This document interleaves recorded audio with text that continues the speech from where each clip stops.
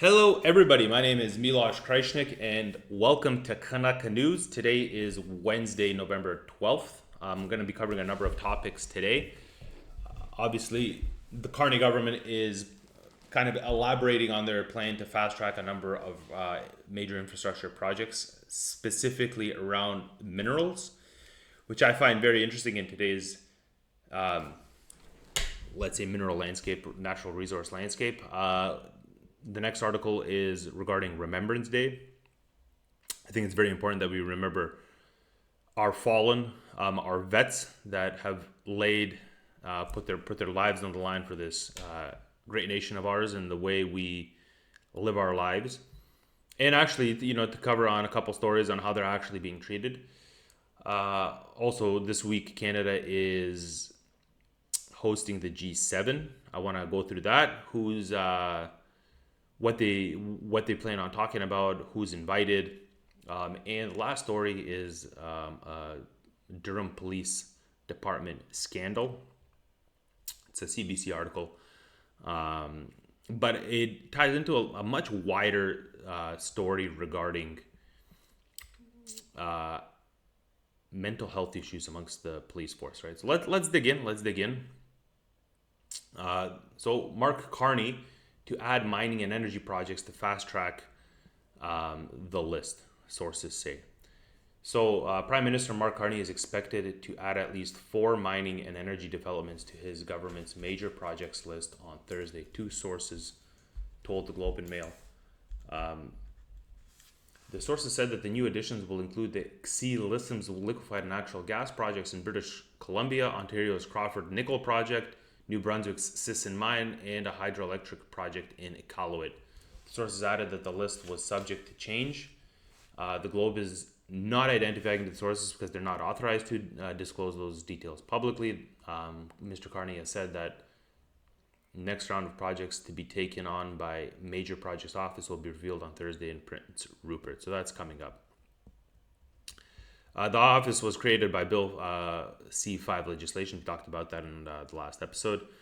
Passed by the Carney government that allows projects meeting specific criteria to be designated as being in the national interest and then fast-tracked through existing regulatory frameworks. So they literally had to make a new office that supersedes the bureaucratic framework that exists in Canada, because Canada's bureaucratic framework is a catastrophe. So that's literally what they did. They had to make a special office that's going to say, hey guys, all of these laws that we have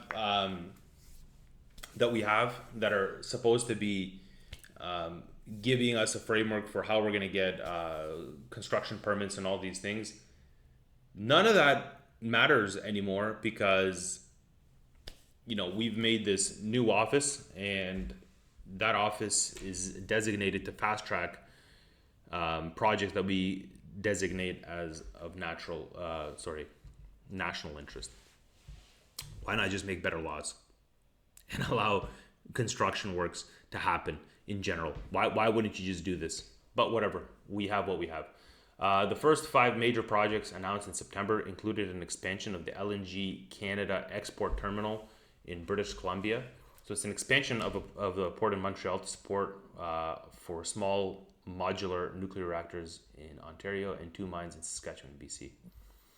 And just to quickly switch to the CBC, because the CBC actually lists the projects here. So we have the Sisson Mine for critical minerals in New Brunswick, the Crawford Nickel project in Ontario, the Xi liquefied natural gas project in British Columbia, and an Iqaluit hydro project.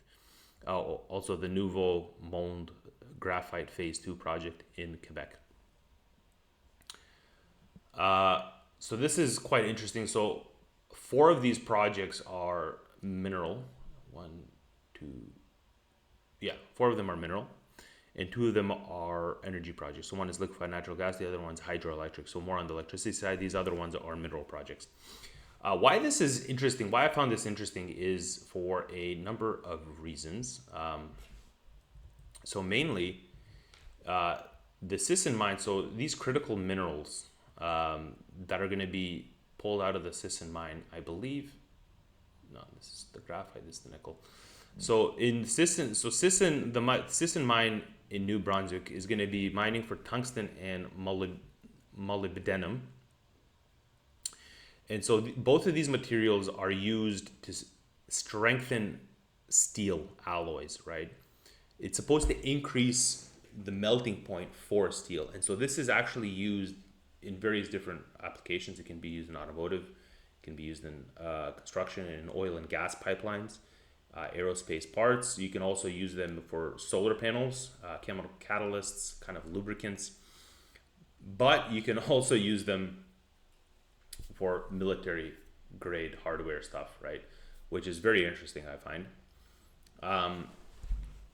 The nickel project, here we go, nickel, is also quite interesting because nickel is also used in EV. It's one of the main components in EV. And so it's used within the batteries specifically in, so it's called nickel manganese cobalt chemistry. So they kind of morph the three metals together.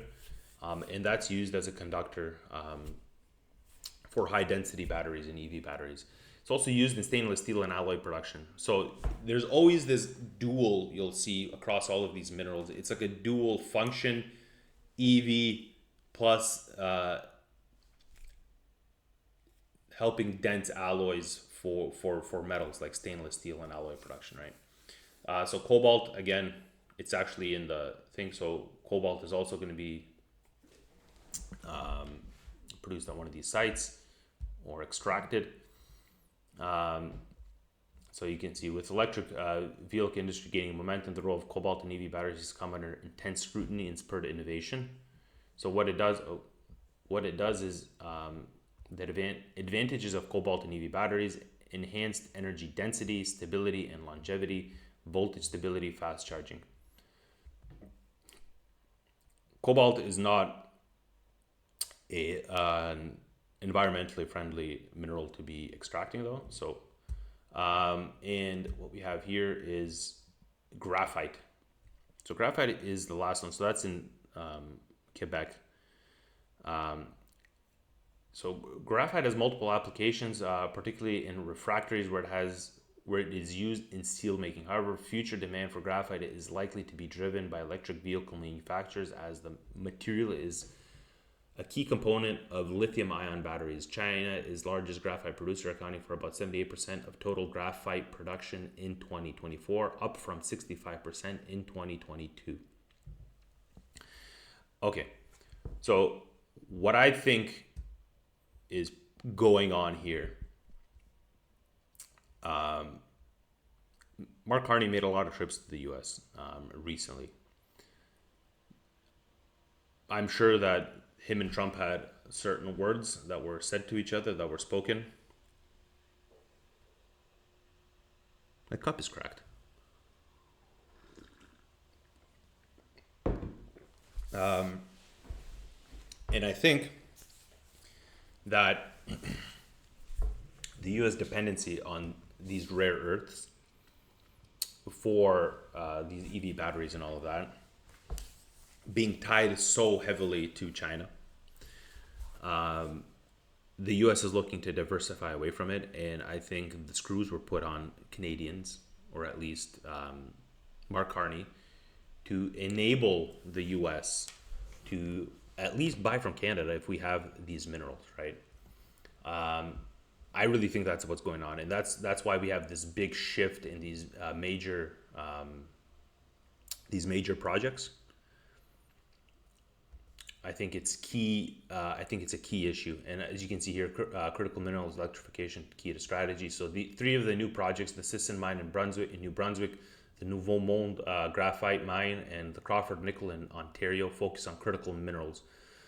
So sources say Natural Resources Minister Tim Hodgkin is set to announce the Crawford project in Timmins, Ontario on Thursday. The proposed mine is currently in the permitting stage, having passed the feasibility step in 2023, and is planned as an open pit mine. An economic impact study found it has the capacity to create about 1,000 to 3,000 direct and 3,000 indirect jobs, right? And so the Sisson tungsten mine north of Fredericton is also expected to be on the list. If it goes ahead, it would extract an average of 30,000 tons per day of tungsten and molybdenum containing ore for on-site processing. So the key here, if we actually get on-site processing, or if we're able to refurbish these metals, send like at least secondary products to whomever, it would be a big win for Canadian industry. First of all, it'd be a massive win for Canadian industry, but it would also be quite a win for the U.S. as well.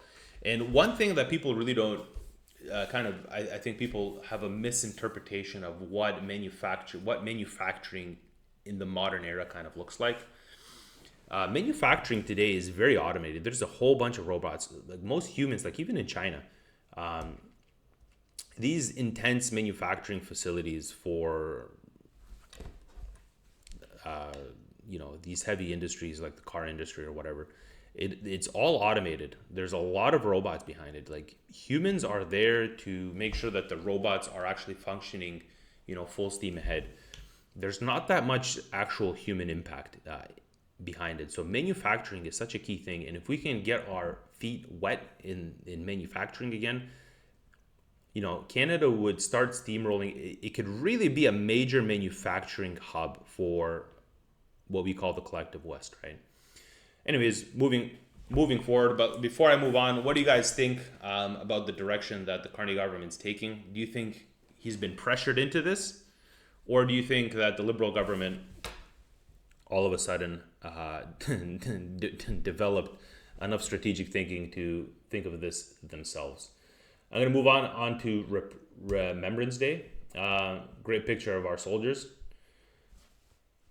Thank you, boys.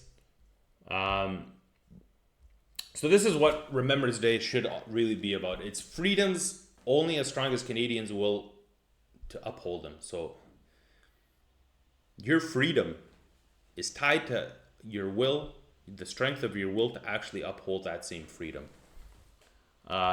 Great title. I love it. So this Remembrance Day marks 8 decades since the conclusion of the Second World War and 25 years since the entombment of Canada's unknown soldier, a First World War combatant who remains unidentified.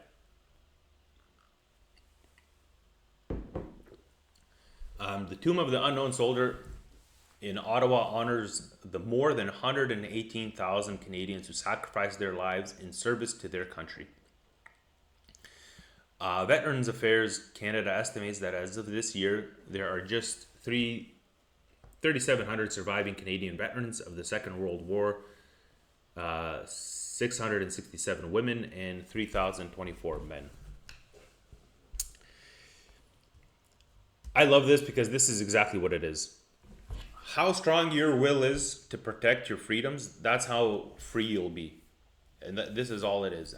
What is the will of Canadians today to actually defend their freedom?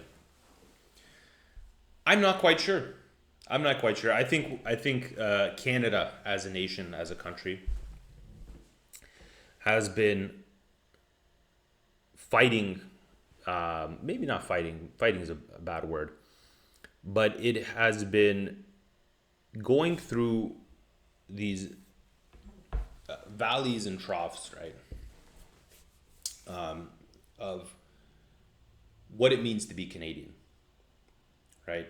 There's a number of reasons that this might be going on. I have my own ideas. I'm going to keep them to myself a bit. But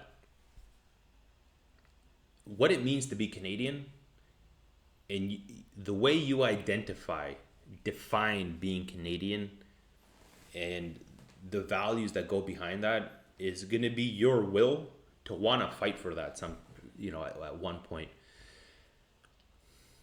And it might sound, maybe overly aggressive or whatever, you have to fight for your freedom and all of that, very American. But you do. You really do. Because what happens if we have another situation like in World War II? You never know what kind of situation is gonna show up. The Chinese are really the country that's growing expansively in their economic power and their diplomatic power. They're quite diplomatically astute. No, they're not. They're not the China of 15 years ago. Today's China is a very different player, and you never know what's gonna have to happen. And are we gonna lay over if the time comes at one point to say, yeah,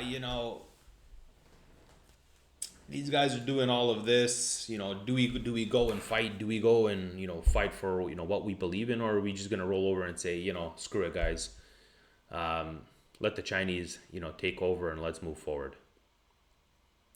I don't know. There's a certain pride in everything Canadian that is not being upheld, and it's not being upheld systematically. Our anthem is a very patriotic anthem. It is a very patriotic anthem. And just listening to it should really make Canadians, stand in line, at guard, saying, yes, I want to fight for my country in every way I can. I want to support my country in every way I can. I don't think Canadians have that kind of sentiment anymore, to be honest. Definitely, yeah, I'm going to keep that comment to myself. There's a follow-up article here that I think is very interesting. So Ottawa tinkers with veterans' disability benefits as former soldiers prepare for a fight. And this is how we treat our veterans, just so you know. So I don't think our will is there anymore, guys.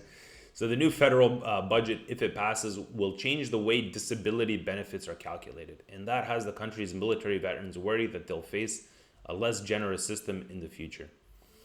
The fiscal plan tabled by Finance Minister François-Philippe Champagne on November 4th proposes to modify the indexing formula so that it is calculated solely on the basis of the Consumer Price Index or cost of living. That's ridiculous, to be honest. Why? Because the cost of living has gone up drastically.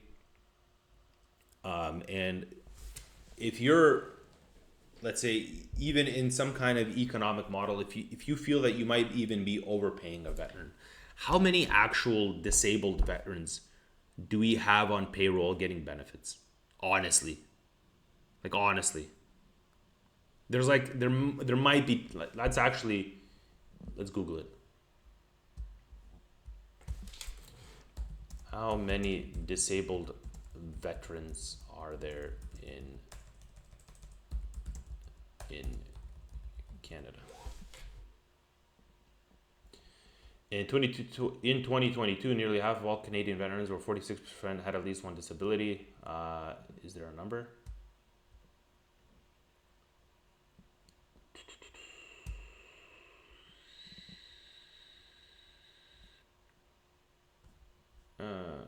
How many war veterans are still alive? How many disabled? All right.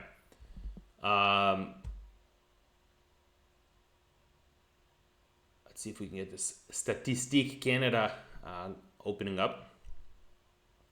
But there's not that many. Even if there's 10,000, that's such a small number. What are you paying these people? You know what I mean? We're probably paying significantly more for welfare for newcomers coming to Canada than for these veterans who were on the front lines presumably defending what it means to uphold Canadian values. That'd actually be an interesting comparison to do, to be honest. And across all groups, a higher proportion of Canadian veterans with disability compared to... Yeah, okay, so it doesn't give an actual number. Which is unfortunate. I might actually do some digging into this at a later time, to be honest, because I think this is just ridiculous. But check this out. So it says, Veterans Affairs Minister Jill McKnight acknowledged on Tuesday following the annual Remembrance Day service in Ottawa that changes are on the way. What we're doing is making adjustments to bring it in line with many other services and benefits that are offered, and bringing it in line across government consistency. There shouldn't be government consistency with veterans. These people went to go die for Canada. What do you mean? Go lay your life down on the line, and then you tell me it gets shot. Have a grenade pop beside your head and lose your hearing. Maybe maybe your eyesight, and tell me then, go into Parliament, be a member of Parliament, and then you tell me what you feel that veterans deserve to be getting. This is BS. This is a load of BS. Because again, I can guarantee you, the newcomers that are coming are probably getting more in welfare benefits than our veterans are. And if that is the case, that is garbage. That is BS. And they say down here that it's all dependent on what kind of disability they have and all of that. The calculation affects the whole gamut of disability, so it will be a widespread impact on veterans. So down here, this is actually funny what this guy says. He says, I've already had so this was a veteran. So the NBC was a sore political point for then Prime Minister Stephen Harper's government, which was forced to make a series of costly adjustments. The lingering bitterness among former soldiers contributed to a swing in veterans' votes away from conservatives toward the Liberals in 2015. So the conservatives screwed up. They messed with the veterans, and the veterans were like, you know what, screw the conservatives. We're gonna vote Liberal, which is hilarious because it's usually conservative-minded people that actually want to go into the military. There's not very liberal-minded people that want to go into the military. How many neoliberals do you guys know that are like, hey guys, I want to go fight for Canada? Not very many. And so this guy says, I've already had the rug pulled out for me once before. I'd prefer not having it done again, Monker said, referring to the political battles over the NBC. You felt like you were fighting a bureaucratic insurance company. Eventually, I would say, without exaggeration, that most of my PTSD was not fighting for my country, but fighting my country. That's embarrassing. And a little follow-up to all of this, so this has to make headline news, right? Canadian Armed Forces can now wear Indigenous crafted poppies. I'm all for giving Indigenous people a way to make money, 100%. But is this really headline news? It's like honestly, guys. Honestly, does everything have to be DEI? Really? Do we have to do that to our military as well? They're poppies. Yeah, if the natives can make some money making poppies, awesome. But seriously, guys, do we have nothing better to talk about? Anyways, I thought this was hilarious. So this next news article, Anand to hold bilateral meeting with Rubio, other foreign ministers for G7 talks in Niagara region. So the G7 is coming to Ontario. Foreign Affairs Minister Anita Anand is set to have a bilateral meeting with U.S. Secretary of State Marco Rubio on the sidelines of the G7 summit on Wednesday afternoon. Her office has confirmed CTV News. Starting later today, the foreign ministers from all G7 countries will be convening in Ontario's Niagara-on-the-Lake for a strategy session on a series of pressing global issues. The issues we are facing transcend the G7 and our borders. This is why it is absolutely vital that we have diverse geographic representation around the table, Anand told reporters. Okay, family photo. So Anand has 5 bilateral meetings scheduled for Tuesday evening before a closed to media working dinner on global peace and security. She's set to meet with foreign ministers from Japan, France, Brazil, India, and Germany. This is interesting. We will have a constructive exchange on critical priorities, including advancing long-term peace and stability in the Middle East, supporting security and building prosperity in the Indo-Pacific, and responding to urgent crises in Haiti and Sudan.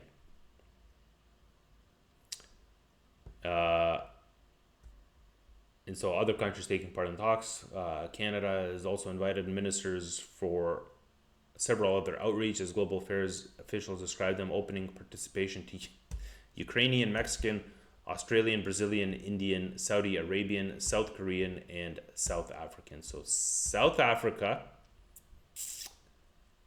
Brazil, and India make up the core of the BRICS, beside Russia and China.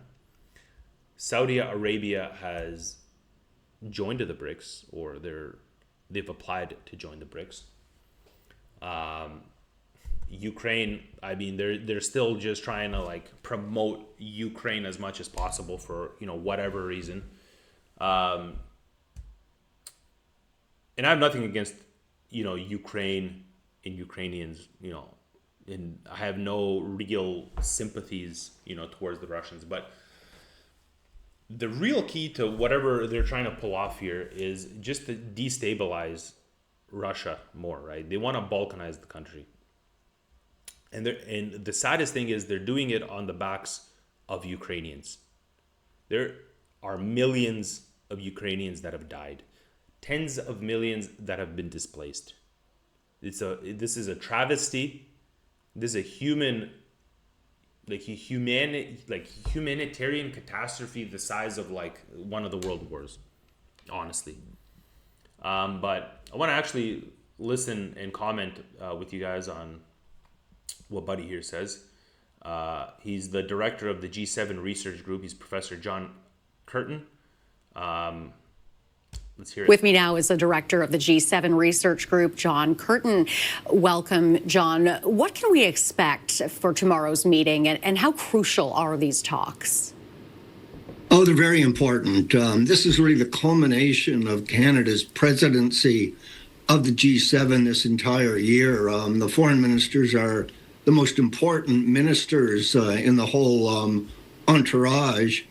And this meeting, as you just said, is focusing not just on security, but on the economy as well, and on the connection, economic resilience, energy security, and all of the global hotspots around the world where war is raging, Ukraine, in the Middle East, potentially in the offshore areas of China, the threat from North Korea, the list goes on.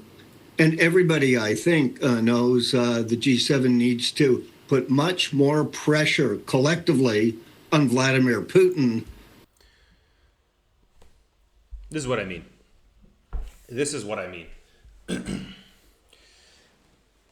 They're going to talk about putting more pressure on Vladimir Putin. Russia is a country that has seen the worst sanctions put on any country in the history of the world. There's no more economic pressure, political pressure you can put on the country.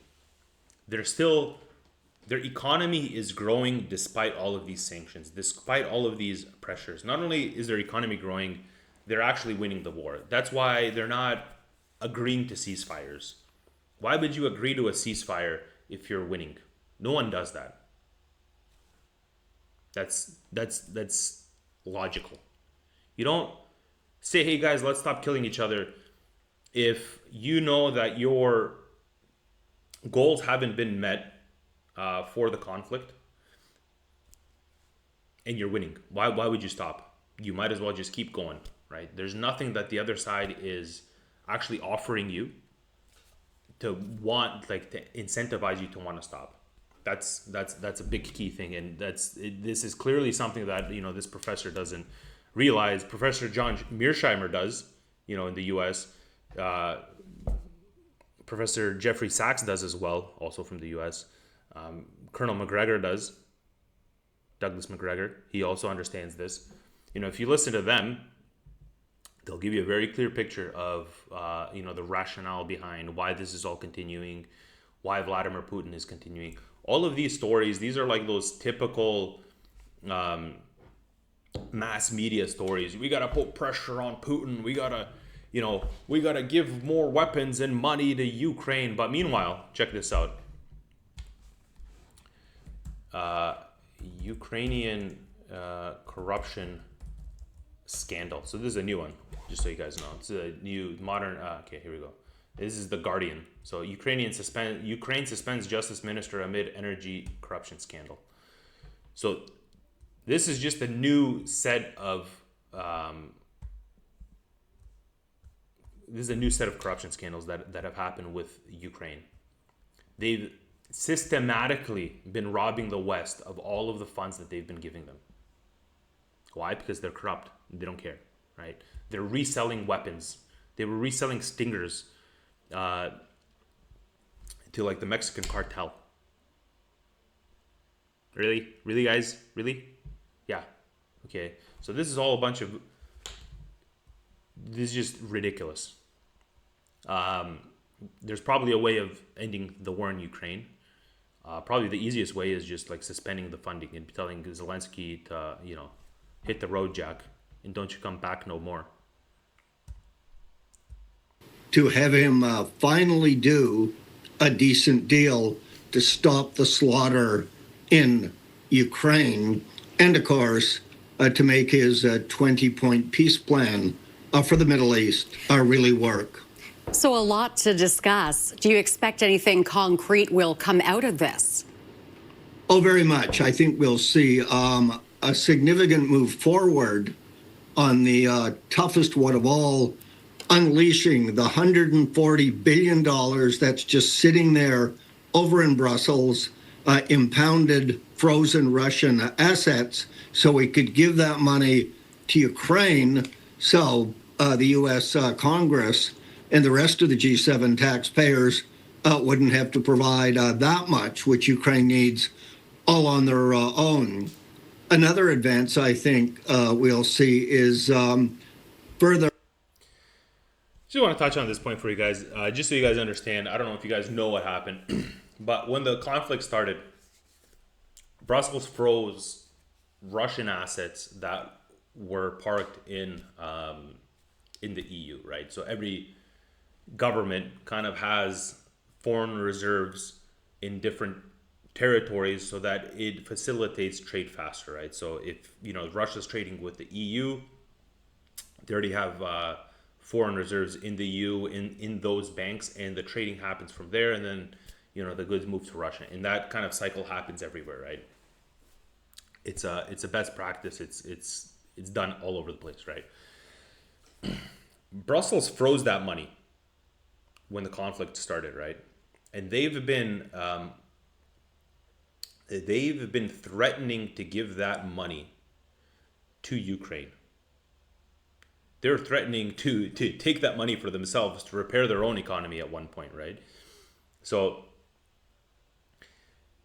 whatever you might think about Russia, right? This is really going to set a precedent on the reliability of Western banks, right? And the reliability of Western countries in general in commerce. Why would Russia, why would China, why would any of these countries feel safe placing any assets in the West and doing business with the West if this happens to Russia? Why would India want to do it? They'd be like, oh man, look what the Russians just went through. Why would we want to, let's trade in rupees more. That's what's happening across the BRICS. They're all trading in their local currencies more and more, right? The US dollar is, it's still the world global reserve currency, by far, but it's losing in its significance, right? And it's because of these things. Let's just take the money and give it to Ukraine, who just had an energy corruption scandal, who's basically stealing money. Since the war started, Zelensky's bought 11 homes in the US, like $1 million, like mansions. Just so you guys understand, what these people are doing. Like, they don't care. There is a special kind of corruption, just so you guys understand, just because my heritage is from, Southeastern Europe. And I kind of have an understanding of Eastern European corruption and what that looks like. These people don't care. They just don't care. They look at money, they're like, hey, look, these Americans are giving you money. Great, Vlad, let's go buy home in Florida that's looking at the sea, so, when the Russians come through, we'll just take a plane and we'll go chill. That's their line of thinking. They're not fighting. They're just putting people on the front line to die. Yes, people are fighting. Ukrainians are heroically dying. But the people that are putting them on those front lines, they're not going to be in Ukraine when they lose. They're going to be in Florida. They're going to be in wherever on a beach somewhere, living it up much better than 95% of us. Let's see what Buddy has to say. Their credible action and promises to have Europe and Japan stop financing Putin's war machine by buying his oil and gas. The United States and Canada alone have more than enough to give the Europeans and the Japan all they need without raising prices here at home. So these are the kitchen table, gas tank at the pump issues that I really think will lead all Canadians, Americans, G7 citizens to see that the G7 is really working for them. All right, John, that's our time. We'll have to leave it there. Thank you very much. So here's the thing with this. For instance, the German economy, since the start of the war, since the bombing of the Nord Stream pipelines, their economy has been declining year on year, like 5%. First, it was stagnating. It was like lingering around 0% and this and that. Then the Green Party, run by Annalena Baerbock, they closed all of the nuclear factories in Germany. So they decommissioned like 8 nuclear factories during the Green Party's reign with Olaf Scholz.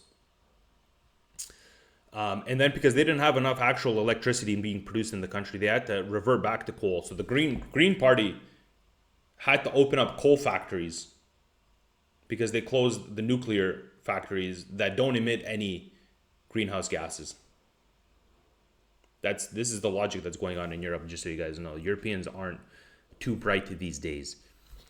But the German economic machine was run on cheap Russian energy, pipeline gas, pipeline oil. Because pipelines are a lot cheaper than sending LNG anything. It's just cheaper because it's direct. You don't have to, the transport is a lot cheaper. It gets there. You don't have to refine it. You don't have to do anything to it. You get it, right? So they destroy this. So the German economic machine is faltering. Metal manufacturing in Germany has collapsed. VW is in a serious problem in Germany, which means the VW Group, which includes Porsche and Audi and a whole bunch of other companies. So this is what I mean.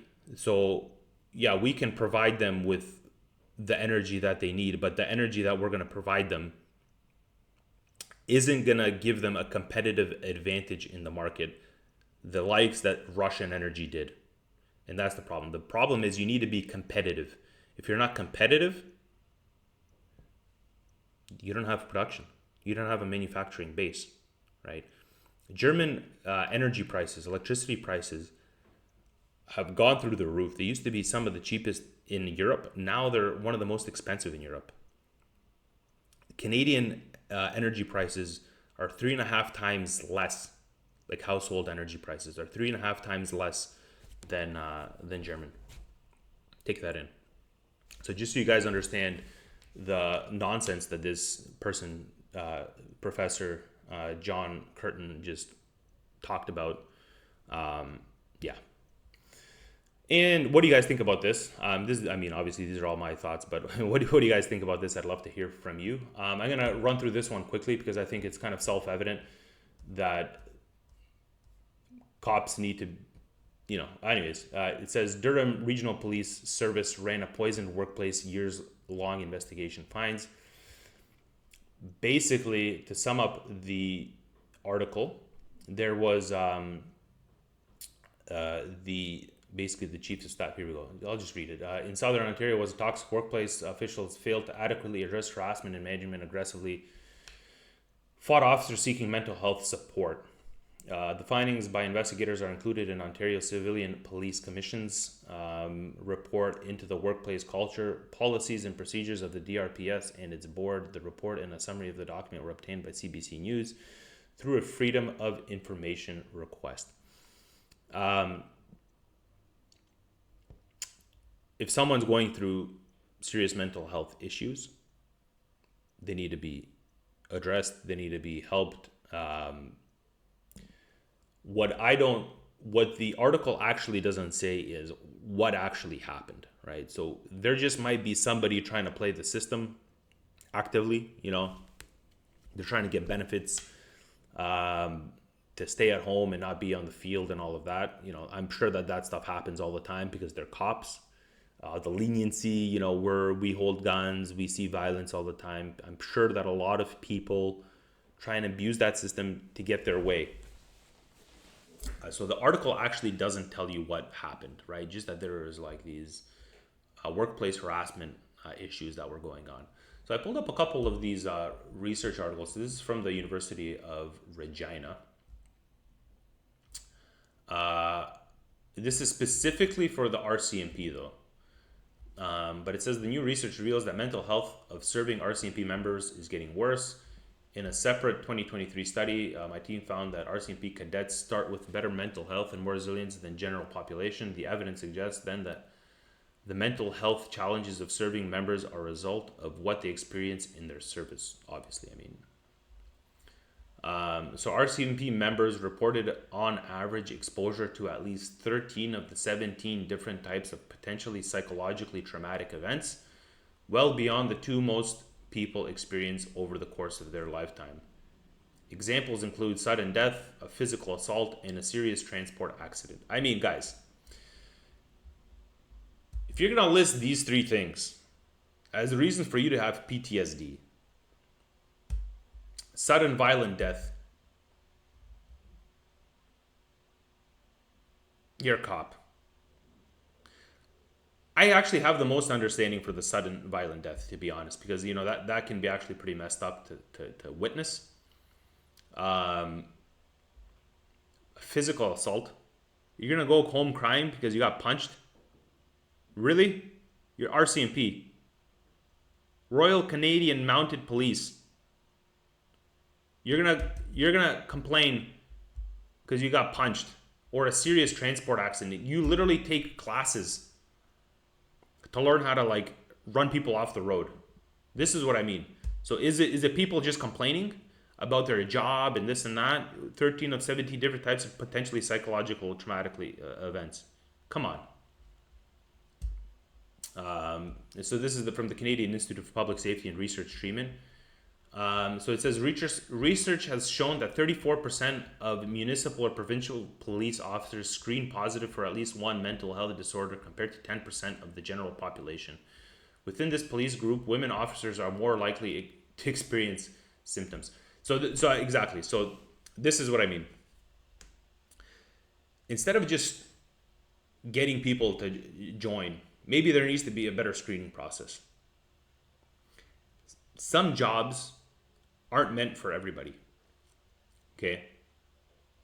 And this should just be a standard, quite frankly. And so if you're afraid of getting punched in the face, specifically if you're a woman, a police officer that's a woman, and you're gonna go complain about mental health issues because you got decked by a dude in a bar fight that didn't want to get arrested and you couldn't overtake him, you need a different job. That's it. You just need a different job. You shouldn't have been a cop. Sorry. I feel bad, honestly, for people that are actually going through serious PTSD. But being a woman assaulted by a man because you're a cop shouldn't be on the list. You should find a different job. And so here's an actual, this is an official study here. So mental health, mental illness, Canadian police officers are disproportionately affected by mental illness. A substantial number of municipal, provincial police, 36.7, and Royal Canadian Mounted Police report current symptoms of mental health. So this is kind of being widespread now. But tell me what you guys think. I'd love to hear your comments. Stay curious, stay informed, and God bless Canada, guys. This is Canada. Maple syrup and like cabin say, kick your ass all hockey season, now teach me riding horses, yeah, this is Canada.